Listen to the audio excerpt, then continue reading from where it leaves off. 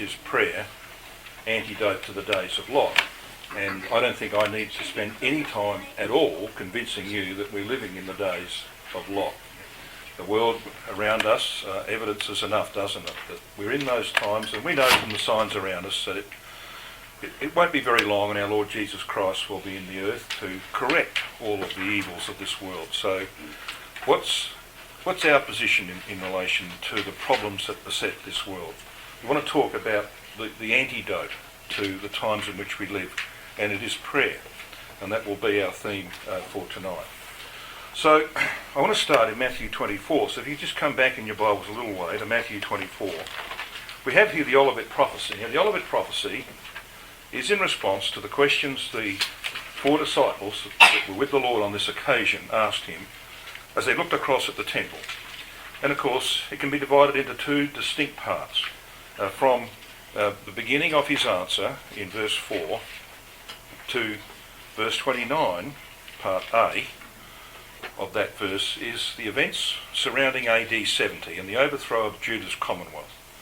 And then 29b, that is the last few words of verse 29 through to basically the end of the chapter, is in fact in relation to his second advent. Okay, so I'm not going to go into that. But the verses I'm going to look at are actually in that section that have to do with AD 70. So the exhortation given to people who lived in that time, in our Lord's time, is relevant to our time as well. The same principles apply. So we have here verses 12 and 13 of Matthew 24. And we'll see the relevance of this as we read it, because it says, "And because iniquity shall abound." Now this word iniquity is the Greek word anomia. It means lawlessness. And Young's gives us that meaning. And that of course, is something we see in our world today. Divine law is simply thrown out the window, isn't it? There is a lawlessness, not only with divine law, but with common law. Just a general lawlessness in society. But it's getting worse. It says it will abound. And the word abound means to multiply. And we've seen it multiply exponentially, haven't we, in the last couple of decades, especially through technology. It's multiplying.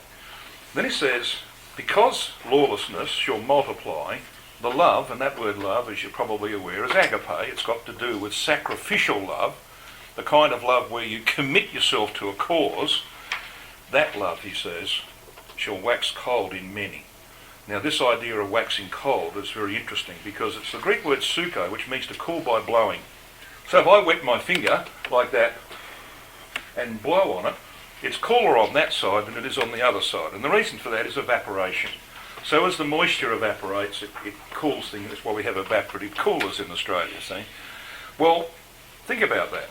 What the Lord is saying here is that the problem will be that the multiplication of lawlessness, this continual blowing of this cool, chilling breeze upon his servants, can have the effect of sapping their zeal and their love. All right. Now, you think that's an appropriate exhortation? I think, sadly, we see evidence of that in our own community, don't we? We see people whose love for the truth has faded away in these very difficult times. So we need an antidote, don't we, to this? We've got to have an antidote. Now, he goes on to say this, "But he that shall endure unto the end, the same shall be saved." And the word endure there is hupomeno. It means to remain behind after others have gone. Right? So you've got people whose love has been cooled, but he's saying, look, you need to do something about this. You've got to endure. Others will leave, but no man should take your crown. Okay? You've got to remain behind after others have gone. And he says, if you do this, you'll be saved. Now, the Greek grammar here is very interesting. In the Greek, there are three voices. We only have two in English. We have an active voice and a passive voice. The Greek has a middle, but the middle's not used here. You see this here, this word suko, wax cold? It's in the passive voice. Now the passive voice is where you are the receiver of someone else's doings and actions. Now we can't help it, can we? We're in the world. And this cold, chilling breeze is blowing at us. What can we do about that? Well, there's certain things you can do to sort of shut some of it off. But it's coming at us, isn't it, from all directions.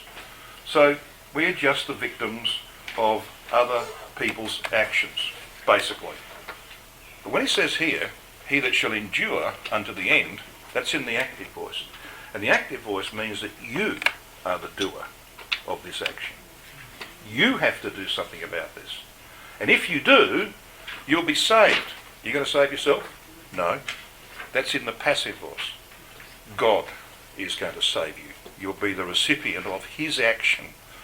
When Christ comes, he will be the one who saves you.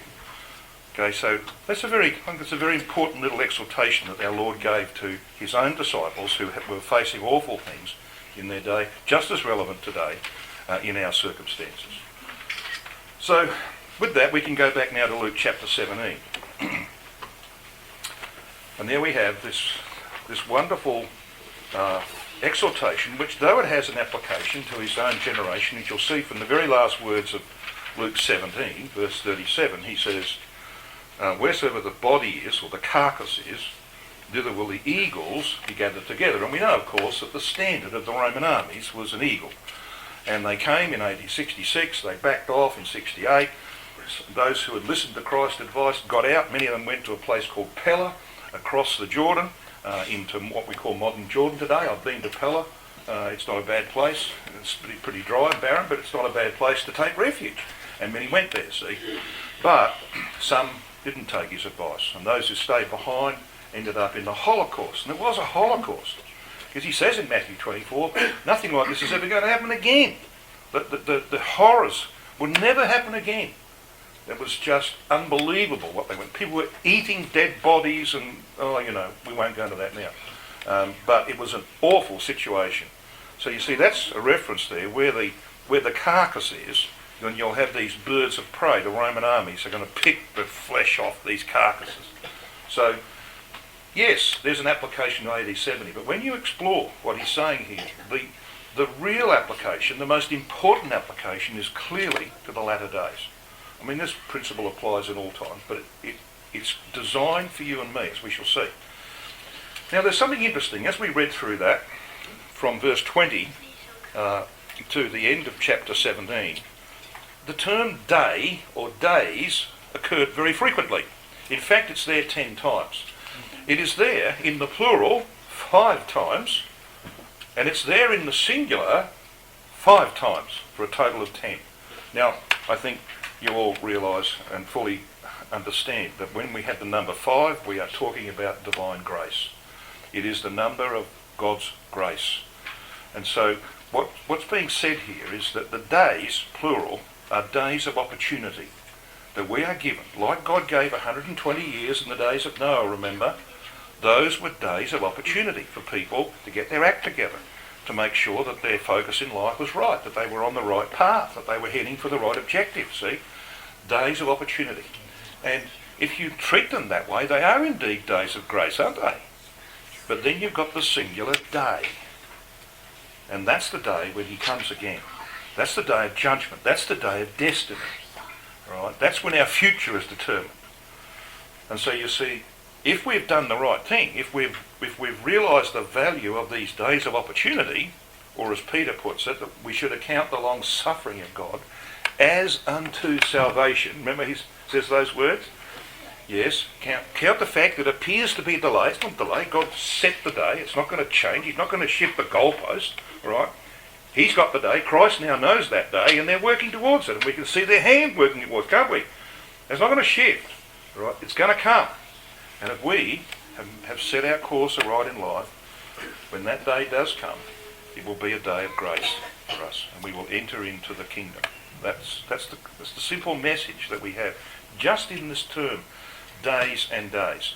So this singular day occurs 5 times. It's the time of grace for the saints, and the judgment of the world. Time of very difficult, evil time for them, but a time of great joy for us. So when we read in this section of Scripture, you see there, let's just come down to verse 22 of Luke 17. He said to his disciples, "The days will come when you shall desire to see one of the days of the Son of Man, and you shall not see it." Now, the days he's talking about there was his days with them. See? This was days of opportunity for them, wasn't it? And they should have made the best of it.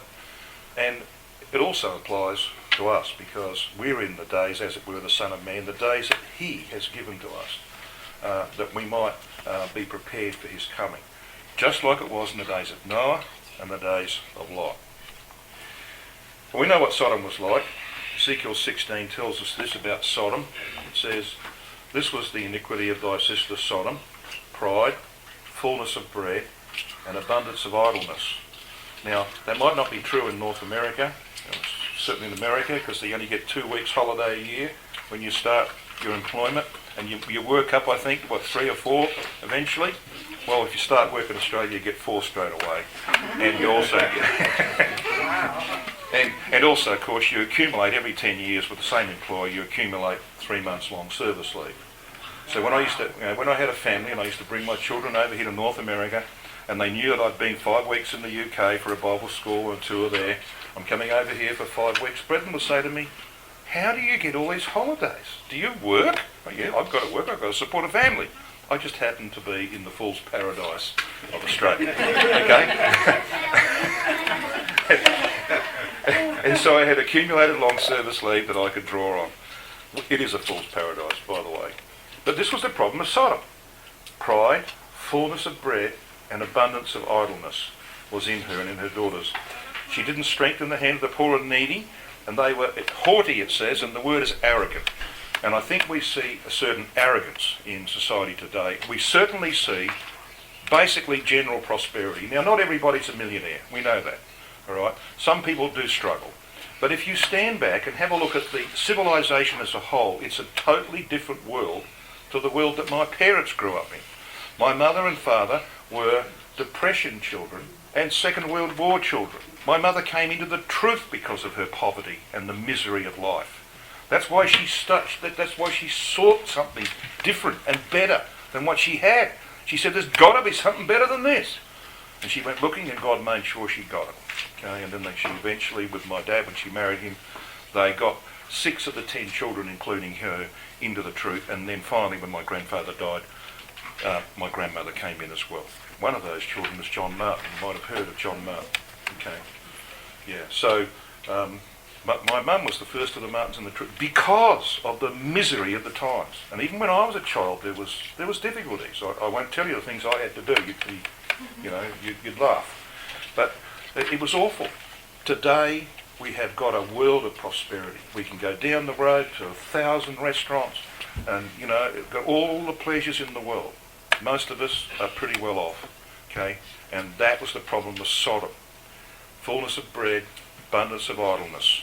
It doesn't lead to good outcomes. And Christ knew that, and this is why we've got this exhortation of his in Luke 17 and 18. So what were they doing in those days? Well, each of the 9 phrases used of what they were doing, we read verse 27, because it's about the days of Noah. He says they did eat, they drank, they married wives, they were given in marriage, and so on. And same with verse 28, about the days of Lot. Similar sort of things. There are 9 phrases used here of human activities, and they all have the same grammar in the original Greek. The verbs are in the plural number, imperfect tense, and active voice. Now, I'm not going to give you a Greek lesson. This is not the point of what I'm saying. What I'm saying is that you really want an accurate translation. Let's seek an accurate translation. The imperfect tense describes an action which has begun, is in progress, but is not yet completed. Right? That's why you use the imperfect tense. You use the perfect as past. All right, it's gone, done. Imperfect is it's in progress, but you don't get to finish it. Now that's important, because he talks about the prosperity, and this is why he chooses these 2 eras. Both eras of divine judgment, aren't they? He could have chosen any number of eras of divine judgment. He could have likened it to AD 70. He doesn't. He says, what's going to happen in your day is quite different than past judgments. In the days of Zedekiah, when God brought judgment on Judah, it was awful. Shortage of bread, famine, you name it. All right? Same in AD 7. Not going to be the case today. Because it's going to be like the days of Noah and the days of Lot. So when we get an accurate way of interpreting this language, a literal translation would be, they were eating, they were drinking. Now by eating and drinking, of course, he doesn't mean the kind of eating we've just done upstairs. You sit around the table with your family and have an evening meal. He means restaurant type eating. I mean, there were virtually no restaurants when I was a kid. I thought it was great to get 20 cents worth of fish and chips. That was it. Today, there are a million of them, aren't there? Of restaurants. And you can just go down the road and they serve you, right?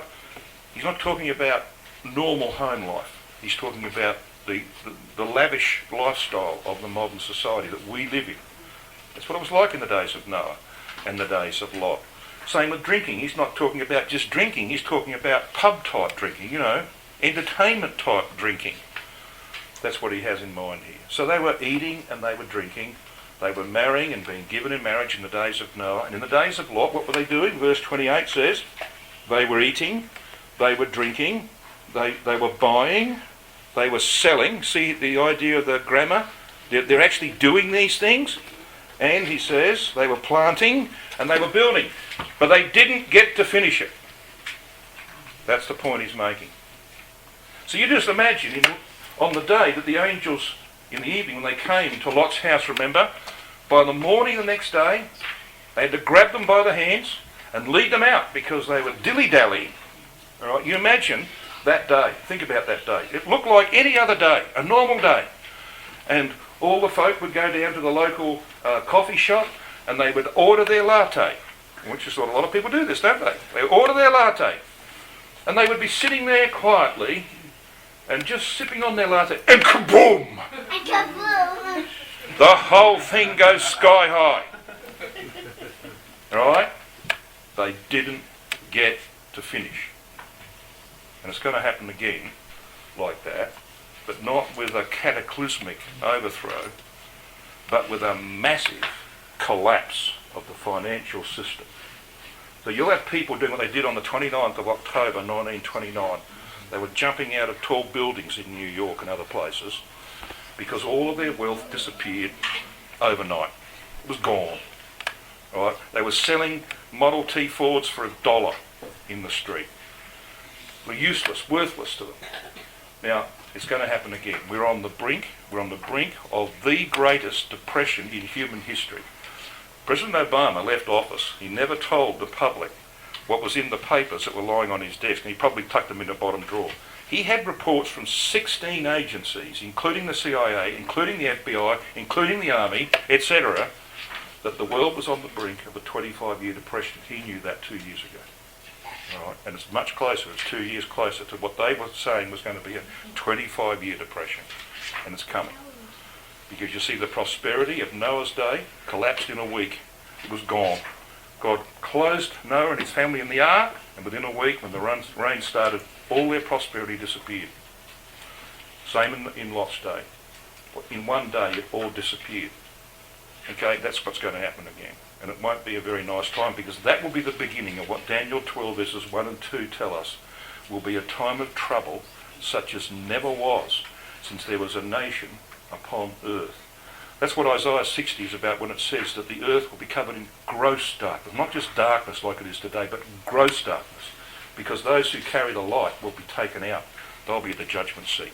So the world's going to descend into a horrible time. Which is why we should be preaching the gospel as hard as we can, because we want to try and extract as many people out of that as we can. Because it's going to be awful. Thankfully, you and I will be at the judgment seat in the presence of our Lord Jesus Christ. And hopefully, if we've used the days of opportunity wisely, it'll be a day of grace for us. So this is why this context is so important. So all of their prosperity disappears in a day. Now, we're missing a little bit there, but you can probably pick that up when you're just missing the part of an E on the end there as excessive. So let's just step back. What we had here, you can see this unfolding: eating and drinking, marrying and being given in marriage, buying and selling, planting, building, and so on. And it all disappeared in one day when the saints were taken away. Just like the angels came to the house of Lot, they're going to come to our house as well. I want to point that out here in Luke chapter 17. So, as I said, there's a common denominator between these 2 days, these 2 eras of Lot and of Noah. It is prosperity. Now, it's an interesting thing that in Luke chapter 17, Christ doesn't mention violence. And he doesn't mention immorality. Right? There's no mention of that. Now, not that wouldn't happen, because it has happened. But he's not interested in that aspect of it. He's interested in one aspect. Prosperity. That's why he says, remember Lot's wife. Was she mixed up in immorality, Sodom? No, don't think so. Was she mixed up with the violence? She witnessed it. Was she mixed up with it? No. Like you and I. We see it, but we're not mixed up in it. He knew the danger was being so fixed to your current way of life that you're not prepared to walk away from it happily. Right? And we must be prepared to walk away from it happily, to leave it behind, not to look back. She looked back. We know what happened. So we've got to be cautious. This is his warning to us in the latter days. Because that day's going to come, and the crash is going to come, and away we will go. And there'll be a 10-year period, in this time of trouble, that will lead us to Armageddon. And Armageddon is sort of off the side there. Obviously, it's not working perfectly, but anyway, you get the idea. We've got 10 years between the resurrection and Armageddon. You know how we know that the resurrection and the time of trouble are concomitant events? Daniel 12, verses 1 and 2. I might just take you there. Should we do that? Very quick. Just don't lose Luke 17. We'll be back here shortly. Daniel chapter 12.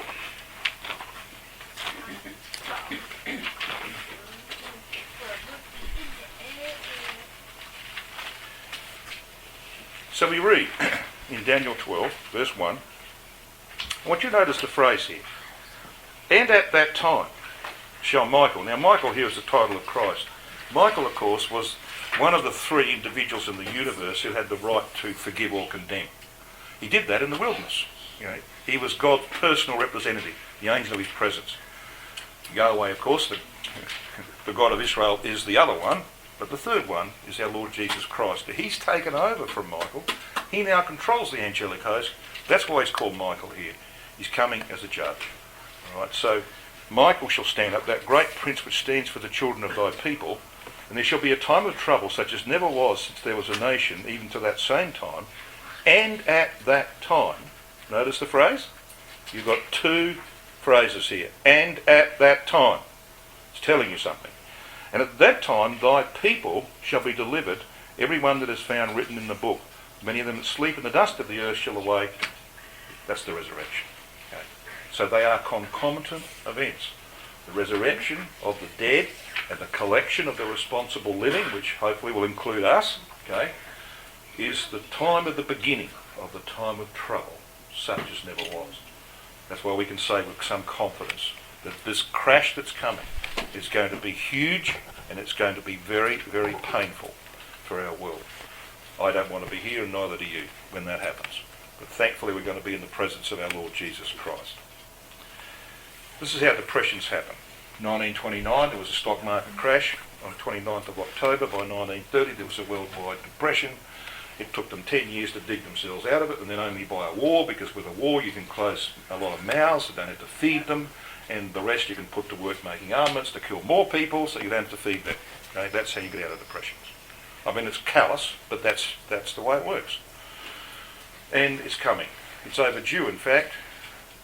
The huge financial crisis is long overdue. It's overdue in the sense that we think it's overdue, but God has appointed the day. It will come when he is ready. So it'll come, and the end of that will be another war, and that war will be Armageddon, 10 years after the resurrection of the dead. Ominous factors at work. I'm not going to go through all of that, but there's a lot of factors at work that will bring that day. And this man could well be in power for this very reason. If he does just 10% of what he's threatened to do, like, for example, impose a 45% tariff on Chinese imports, right? Even if he imposes a 10% tariff on Chinese imports, he will push the world's economy over the edge. Okay? So he could well be in power just for that reason alone. Time will tell. One thing we do know, he's not there by accident. Right? He's been put there by God for a reason. And of course you get reports like this. The world knows it's coming. This was in a Time magazine. They reprinted the Milwaukee Leader, probably long since defunct newspaper, I don't know.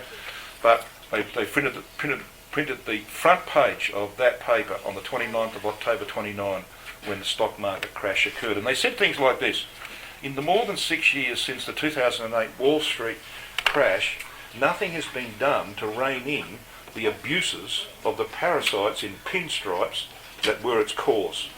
Another crash is inevitable. This guy thought it would come at the end of 2016. He was wrong. But I know there's thousands of commentators who are saying it's coming, and it can't be very far away. So I'm of the firm conviction we're very close to the return of Christ, because that is what Christ is talking about here. Now, what will that crash trigger? International bankruptcy will force radical and rapid change in our world. Middle East peace will be achieved at last. Bankruptcy will allow even more rapid Russian expansion without any effective opposition. They've got away with it now, haven't they? You imagine when America, for example, is totally bankrupt, which it will be with its $20 trillion debt plus its $150 trillion unfunded liability debt. So out of that will come a group of papal-backed nations, 10 of them in Europe, in southern Europe. We'll get our Roman Empire back, and Israel will come out of that reasonably well. They will remain prosperous in fulfilment of Ezekiel 38 verse 12. So, we're not very far away from these great events. So when the call comes, let's have a look at Luke 17 verse 31. It says, in that day he which shall be upon the housetop and his stuff in the house, let him not come down to take it away. And he that is in the field, let him likewise not return. Now the housetop was designed for prayer and meditation. And it was based upon the altar of incense. Okay? And I'll just give you a little picture on that in a minute. So what Christ is saying here is that when he comes, he expects to find people who are praying and meditating. That's what he's saying. Because when a man came in from the field in ancient times, because the houses of the Jews were designed on the basis of the altar of incense, which spoke about prayer, you used to have a set of stairs outside, so that the man would come home and he would go up onto the housetop and he would pray and meditate about his obligations in the house. See? So when he came down, he wouldn't just barge up and open the door and say, how are you, dear? He would actually spend some time meditating, and then he'd go down to the house to fulfil his obligations in the house that evening. That's the way it was done. Well, intelligent people anyway, who knew why God made that provision. So Christ does expect to find people that are praying and meditating. But he also expects that there'll be a danger. Because he says here, he which is upon the housetop and his stuff in the house. Now this word stuff is the Greek word skuios. It means implements, equipment or apparatus. Now I don't think he was looking down the corridor and saying, well, look, I'm worried that these Christadelphians might rush down, as it were, from the housetop and grab hold of their refrigerator and try and get that out of the house. But I'll tell you something that they might want to take with them. It's called a smartphone. All right? But I would suggest you leave it behind. You know why? About 18 months ago, I took a group of brethren and we went, dangerously, we went into the Sinai, which of course is now infiltrated with ISIS-type people who shoot up tourists, etc. Okay? We went into the Sinai, we went to Mount Sinai, and we stood in front of Mount Horeb, which is where we're going for the judgment seat, by the way. There's plenty of accommodation there because there's no tourists. All the hotels they're all vacant, so plenty of accommodation there. Okay? I'll tell you something you won't get there. You don't get any phone reception. So leave your smartphone at home. You won't need it. Okay? That's, we can make a joke of that, but is it not a problem today that people's lives, especially our young people, their lives are governed by a smartphone? They can't do without it. By the way, just remind me to give you a video by Simon Sinek on millennials before I go. You'll find it quite interesting and funny. So he says he's worried about the gadgets, and they're the gadgets, aren't they? They're the type of gadgets that people are likely to grab. So this is the warning to us. Now, the order of incense was like this. So back in Exodus 30, verses 1 to 7, they were to overlay it with pure gold, the top thereof, the sides thereof round about, and the horns thereof, and thou shalt make unto it, says, a crown of gold round about. Now this crown of gold that you can see here, this word means a border or a circlet. This actually was to match the balustrade that you had, or your parapet that you had on the top of your house. So you could go up there and you have a balustrade around it, just like the crown on the altar of incense. So we know what the housetop is about. It is about prayer. But then we have his exhortation in verse 32. Remember Lot's wife. So there's a struggle, isn't there? In her life there was a struggle between the housetop and the stuff in the house. So this is the Lord's exhortation to the last generation of Christadelphians. Lot's wife tried to secure the present and lost the future. This is why we've got in our Bibles verse 33. It says, whosoever shall seek to save his life shall lose it, and whosoever shall lose his life shall preserve it. Now, what that means is about priorities, isn't it? By saving your life today, it means, like Lot's wife, she wanted to preserve what she had. She didn't want to leave behind. She put more store on the present, on the things of the present, than she did on the things of the future. And so she's lost the future. No question about that. But if you're prepared to lose your life today, that doesn't mean that we've got to go out and beg on the streets. And I drove through Baltimore today and I couldn't believe the number of beggars, on the street. I don't mean we're going to do that. We've got to have a house to live, we've got to bring up our families, etc. But it's a question of priorities. Where's your priority? Is it on the things of the future, or is it on the things of the present? Can you say in your mind that when the angels come knocking on your door, that you'll be happy just to walk out and to leave it all, not to look back? We've got to get to that point. How do we get to that point? Well, this is why we've got Luke chapter 18, which follows straight on from Luke 17. And we'll get there in a minute, and we'll see that the Lord's antidote is prayer, persistent prayer. As the days get worse, we need to upgrade, we need to improve our performance in the matter of prayer. So we'll come to that in due time. But first I want to talk about the judgment seat, because that's what he's talking about here in the end of Luke 17, verses 34 to 37. Now note something curious. See verse 34, remember that 10 times he's used the term days, plural, and day, singular, right? Now he changes it.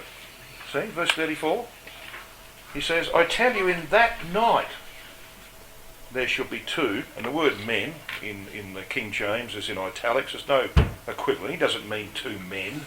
He means a husband and wife. He's just been talking about Lot and Lot's wife. So we know he means a husband and wife, see? And these two are responsible for judgment. There are two in one bed, the one shall be taken and the other shall be left. So why does he change it to night, do you think? Why not just keep the term day, which he's been using right through this context? Well, he wants you to go back to Genesis 19. He's just told us about Lot's wife, all right? He wants you to go back to Genesis 19. And what do you read in verse 1 of Genesis 19? You read that the angels came to Lot's house when? In the evening. That's when they're going to come to your house, all right? Now, if you have two responsible people like Ryan and Julia in this house, there's going to be two angels turn up, because we've each got an angel who's been recording our life since we were baptised. He knows all about us. He's got the record. He's got to interview us before we come before Christ. Okay, so two angels will turn up at your door. And it will be in the evening when you can most expect people to be home from their daily grind. Okay, that's the simple thing he's teaching. But don't expect a phone call from me. Okay, you know why? Because I'll be going 15 hours before you do. And there's no reception at Sinai, and I'm not taking my smartphone. So don't expect a warning call from me. So this is, I mean, we can smile about it, but it's going to happen very soon, and we need to face up to it. It will happen very soon. So two in one bed, a husband and wife, a clear allusion to Lot and his wife. Two grinding together, so there's two labouring to feed others in the truth. And it says, and the one should be taken and the other left. Now, just as a casual reading of that, you'll say, well, yeah, I understand some being taken, but what does it mean to be left? Well, we know this. No responsible person will be left behind, will they? If you're responsible to judgment, you're going. Regardless of your standing, you're going. So Lot's wife will be at the judgment seat. So what does it mean then? Well, the answer is in the meaning of the Greek words that are used here. This word taken is the Greek word paralambano. It means to receive near, that is to associate with oneself. It speaks of an intimate relationship, and the word is used of taking a wife to oneself. Now that word is used in Matthew chapter 1 in verse 20 and 24. And that's about Joseph, who when he discovered that Mary was pregnant by the power of the Holy Spirit, he being a just man, he was going to put her away privately. And the angel has to intervene and say to him, fear not to take Mary unto thee as thy wife. See? Fear not to take her as thy wife. That's your word. See? This word actually means to be taken into a marriage. Lot's going to go to the marriage. All right? He's going to go to the right hand of Christ. He's going to be immortalised with all those on the right hand. He's going into the marriage, to the Lamb. Lot's wife is clearly going to go to the left. She's going to be put out of the marriage. That's why the next word, the other shall be left, is important, because you see that word is artheemi in the Greek. It means to send forth, to leave, to depart from, or to abandon. It is used of separation in marriage in 1 Corinthians 7, in verse 11, 12 and 13. You know, when Paul says, let him not put her away. Remember that passage? That's your word. In other words, it means to put someone out of a marriage. So here you've got Lot, who goes to the right, he goes into the marriage, and here you've got his wife, who goes to the left, she's put out of the marriage. That's what he means by being taken and being left. It's about destiny. They ask the question in verse 37, where, Lord? That is, where are they left? Well, in the case of the AD 70, those who didn't follow Christ's advice were left in Jerusalem, and they died there, many of them. Okay. But what about Lot's wife? Well, where was she left ultimately? Where she wanted to be. Yeah. And she became a pillar of salt. She was left in the place they preferred to be. So what's going to happen to those on the left hand is that they're going to be shooed away. One of the last acts of the angels is to guide them away and to shoot them into outer darkness, it says, which probably means Europe. But they're not coming home to watch TV. Okay, that's what it's saying. I fear that because my French is not very good, and I don't particularly want to go there. But that's you know, this is the exhortation that Christ is giving. Now, what can we do to make sure that we're ready? Well, that's why chapter 18 flows straight on. There is no chapter division here. Chapter 18 flows straight on in the parable of the unjust judge. Now, it's a very curious parable because the Lord uses hyperbole. Now, hyperbole is where you deliberately exaggerate. You say things which sound ludicrous, but you're doing it for a reason. Okay, so this is not a natural scene. What Christ often will use a natural scene for parables. He takes the fabric from a natural scene, from a court scene, you know, a courthouse, but he deliberately goes out of his way using hyperbole to exaggerate. And he does it for a reason, as we'll see. We're going to just go through and have a look at this. Now have a look at verse 1 of chapter 18. They miss a word out here, the translators. It says in the King James, and he spake a parable unto them to this end. In actual fact, they missed out the preposition that's here, K, and it should read this way. He spake also a parable to them unto this end. You know, what it's saying is, this is connected with what we've just read. In Luke 17, see, there's a vital connection here. This parable is about what he's just said in Luke 17. That's your context, right? So when you've got that, then you can see why he's going to exaggerate here. To this end, yeah, it means that men ought. Now, you can delete the word men. It just means it is necessary. It is necessary always to pray and not to faint. And that word faint means to lose one's courage, to lose heart, to be faint-hearted. You know, that I think is a real danger, isn't it, at the end of the days? To sort of think, well, how long is this going to go on? You know? And we go on day after day, and we you know, I get people saying, but you were talking about Christ coming in 1979 when your daughter was born, and now she's got 4 children of her own. All right? Well, I did say that. Yeah. I did believe Christ was coming then. But it's a lot closer now, isn't it? A whole lot closer now. And we can see from the signs the convergence of events. We know we're right at the end. So you can sort of become discouraged as time passes and as difficulties come down on you. Yeah. But we've got to make sure we're not faint-hearted. So here's your antidote. Now, Brother Carter writes brilliantly on this parable in his book. Wonderful book it is too, Parables of the Messiah. If you haven't read that, I would recommend it. He writes this about this parable of the unjust judge.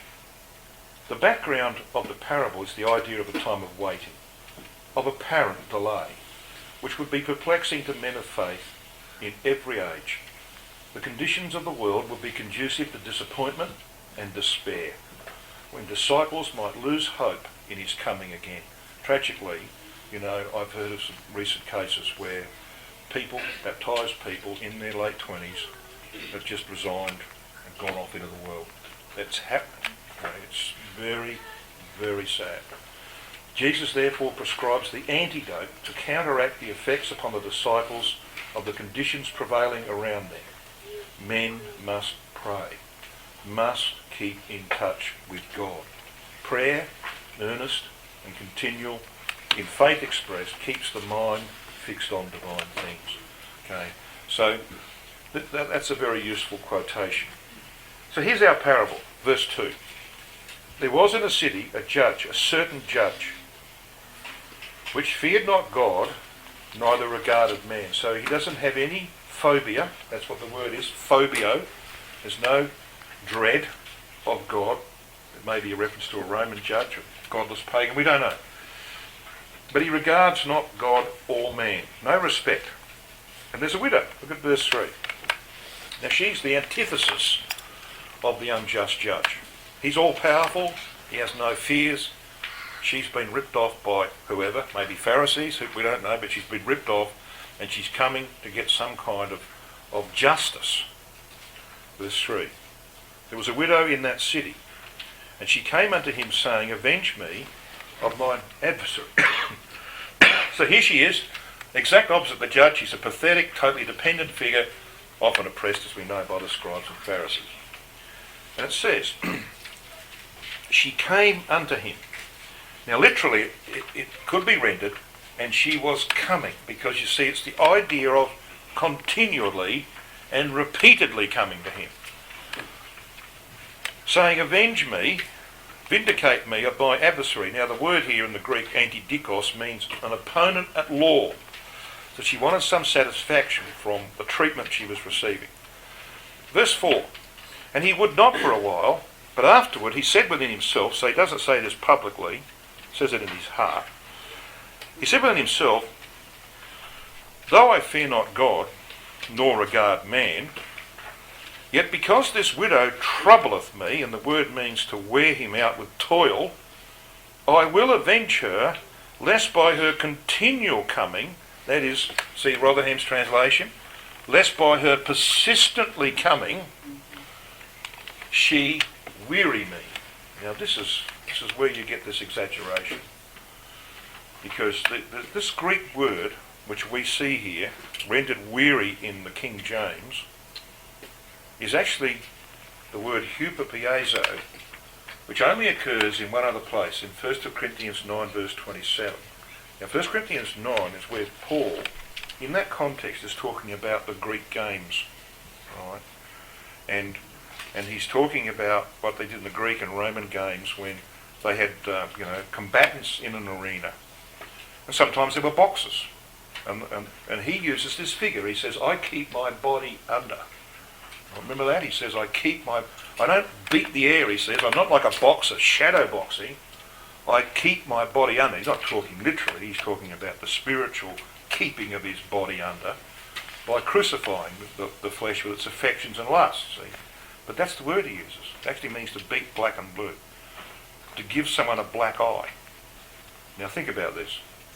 You see, you've got to get a picture in your mind. There's exaggeration here, but it's very important exaggeration. Here's this judge who, he doesn't fear God or man. He hears a knock on the door of his courthouse. He goes out and this little woman, can you vindicate me from my opponent at law? No, get out of here. Shuts the door in her face.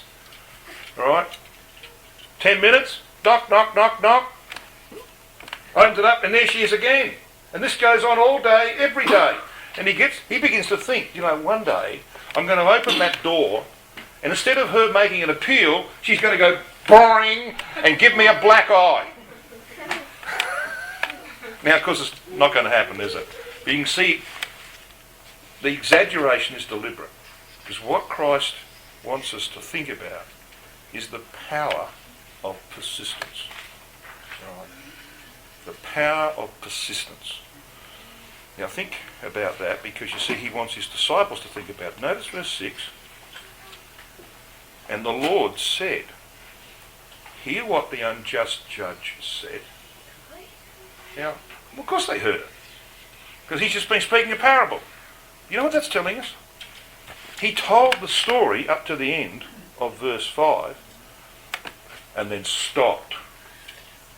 And he looks at his disciples and he says to them, did you hear what the unjust judge said? What do you reckon he's doing? He's asking them to reflect upon the message of this exaggerated parable. And the message is clear, isn't it? The message is you can be very weak, right? You can be under oppression, you can be in a difficult place, but if you keep persisting, even an unjust judge who has no fear of God or men will end up doing something for you. What about our God? What about our God who's neither unjust, right, or beholden to anyone? What about him? Will he respond to persistence in prayer? Well, of course he will. He might not give us the answer we want straight away, and that's why we read the next passage. You see verse 7. And shall not God avenge his own elect, which cry day and night unto him? Right. That's interesting, isn't it? Day and night unto him. Though he bear long with them? Do you think that might mean that he puts up with us?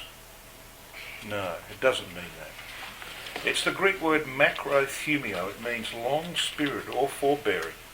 In other words, what Christ is saying is that we're not always going to get an immediate answer to our prayers because the timing's not right. God's timing is always perfect. So we'll ask, but we've got to wait because when he's ready, he will step in. Right? That's what he's saying. And it might be a long time before he steps in because he'll get the timing right. When the time comes, he will act. And when he acts, it will be speedily. That's the clear message. So this is a very important exhortation, isn't it? What he wants in us is that persistence in prayer, day and night, appealing for the things that have to do with what he wants to achieve in us. Not what we want, but what he wants to achieve in us. And if we keep asking, we'll get our answer in due time. And it will probably come out of the blue, and it might not necessarily be something that we'd ever even think about. But it will be what's necessary for us. That's the message. But what about verse 8? Verse 8 says this. I tell you that he will avenge them speedily. Yep, it'll be very sudden. You know, when those angels walk up to your door one night, it'll be sudden. Because by morning, you'll be in another place. There'll be no catching a 747 to the Middle East. And we'll go by angelic transport.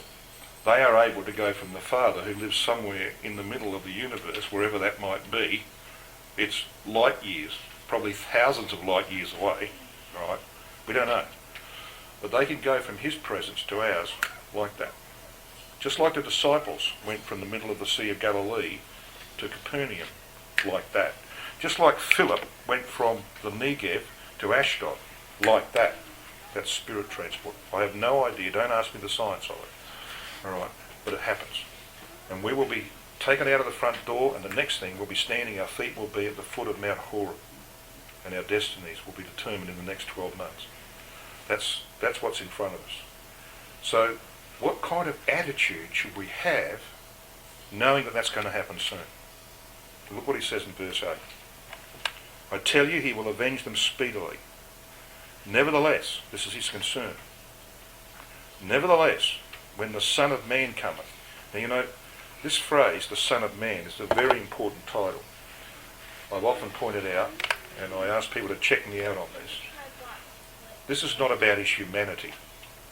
The title of the Son of Man is drawn from Psalm 8 verse 4, which is a kingdom psalm. It's a millennium psalm. It's about Christ ruling as king over all the earth in the company of his bride. That's what Psalm 8's about. Okay? It's about the restoration of the dominion that was lost by the first Adam. He restored it in himself, in his sacrifice. He's about to restore that dominion in you and me and in the world in the events of Armageddon, and ultimately eradicate sin and death. He's the one that will do that. That's why he's called the Son of Man. It's always got to do with him exercising divine authority on the earth to overcome the problem of carnality and sin. That's what that title's about. That's why he comes as a judge. He's given the title to be judge because he is the Son of Man. He's the restorer of the dominion lost by Adam. It's a very, very important title. He's talking about him coming as a judge. All right? When he says, when the Son of Man cometh, he's coming to determine our destiny. That's what he means. And he says this, shall he find faith on the earth? Now it's often pointed out, and correctly so, that there's a definite article here. Right? There is a definite article in the Greek text, but the translators, I think, have done pretty well. Because he's not actually talking about the faith. You know, you've often heard, haven't you, brethren point out that this is saying, the question is, when Christ comes, shall he find the faith on the earth? And what they're really meaning by that is, when he comes, will he find people that believe the truth? You know, that their statement of faith contains the truth, and that they believe it. Well, he is going to find those people. We know that. There are many, many passages about that. I can take you to Ezekiel 47, 22, 23, and show you that there will be faithful Christadelphians whose children are going to go with them into the land. They, the adults, will be immortalised, but the children will go in as mortals and inherit in the land. What does that mean? It means that there will be faithful Christadelphians, believers of the truth, when Christ comes. That's what that means. Revelation 16:15 implies the same. Luke 12:37, 1 Thessalonians 4:17, all of those things imply, all of those passages clearly imply that when Christ comes, he will find people in possession of the truth. That's not what he's asking. It's not what he's saying here. What he's saying is, when he comes, will he find this kind of faith? We just used the wrong article, that's all. We shouldn't use THE, we should use this. Will he find this kind of faith? What kind of faith? Well, the kind of faith revealed in the parable by this poor old widow who kept on coming persistently, appealing to the unjust judge to be vindicated. He's saying, will he find that kind of persistence amongst his people? Will there be people praying day and night unto him, crying out like Lot did for redemption? You know what Lot's cry was? You know, it says in Genesis chapter 18, when Abraham stood before the angel, he said, I'm sending down my two fellow angels, and we're going to go down and see whether or not the cry of Sodom is as we have heard. Well, what was the cry of Sodom? Was it the sinful people that were crying out? Well, they might have been. They might have been engaged in rock and roll. But that's not what it means, is it? The cry of Sodom was the plaintive cry of Lot. He couldn't move from there.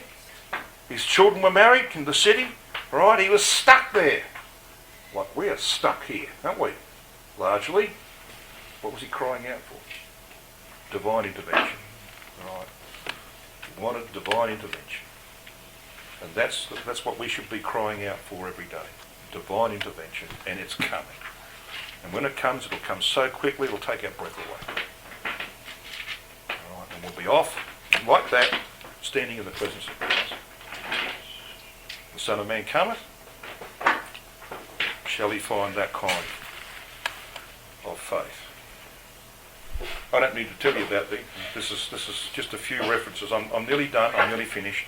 Just a few references on prayer. Matthew 26:41, watch and pray that ye enter not into temptation. 1 Timothy 2:8, I will therefore that men pray everywhere, lifting up holy hands without wrath and doubt. James 5:13, is any among you afflicted? Let him pray. Mark 11:24, what things soever ye desire when ye pray, believe that ye receive them and ye shall have them. And eventually God will give you an answer. 2 Thessalonians 3:1, finally, brethren, pray for us. I want to finish with this quote. It comes from a book, Studies in Principles and Practice by two English brethren, a very good book. Prayer in the Modern World was their heading. Sporadic prayer is not sufficient for the urgent and returning needs of today. The tendency to evil is with us always, and if we are not to succumb repeatedly to its power, God must always be with us too. And this is a very important statement. Prayer and evil cannot live together. If one is present, the other must die. We must so order our life that we are constantly in touch with God throughout our waking hours. Like that widow, crying day and night. If you wanted final proof that we're on the verge of these things, it comes in Revelation chapter 3. There are 7 letters. Brother Thomas, Brother Mansfield and others have pointed out that those 7 letters are actually a prophecy. They cover the period from John's time in AD 96 to our time when the Lord returns. The 7th of those letters is the one to Laodicea. It is the only one that has these words, behold, I stand at the door and knock. Right? You don't find those words in any other letter. Right? What was the problem of the Laodiceans? Poverty? Misery? Lining up at soup kitchens? No. Prosperity. As you say, we're rich and increase with goods and have need of nothing. It's proof that he's going to come. He's going to come before there is a huge collapse of the world's economy, and everybody knows that's coming soon. We are on the verge of being removed to the judgment seat of Christ. 2017 is a very important year. God works in 50-year cycles, doesn't he? 1917 to 1967, 1967, 2017, 1897, 1947, so on you go. That's the way that works. Prayer is the antidote to the